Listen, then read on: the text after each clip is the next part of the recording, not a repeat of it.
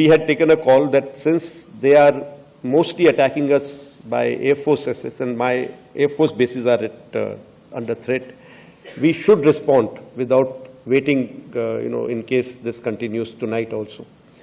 And sure enough, this time we had their attack on our airfields with not only just loiter munitions, some of long-range weapons. Their aircraft tried to penetrate our defenses. Our air defense systems have done a wonderful job.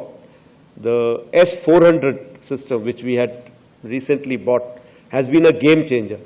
The range of that system has really kept their aircraft away from their weapons like, those long-range glide bombs that they have.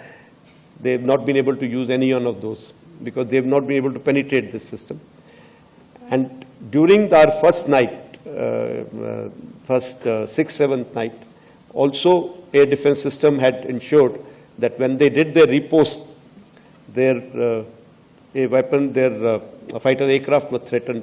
That time they had come with some of those long-range weapons which they were able to penetrate into our defenses in Balakot time, if you remember. Some of the army, some of the bombs had fallen very close to army area.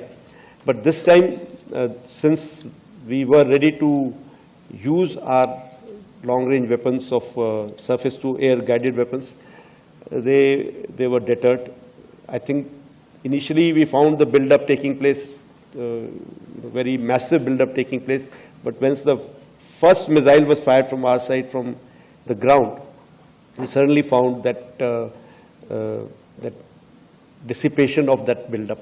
Also, we have some kills that we have got from our SAGW systems, because every time you fire a weapon on a track, you do get a feedback as to whether it is to be treated as a kill or not, because till when is that blip remaining and where is your missile going.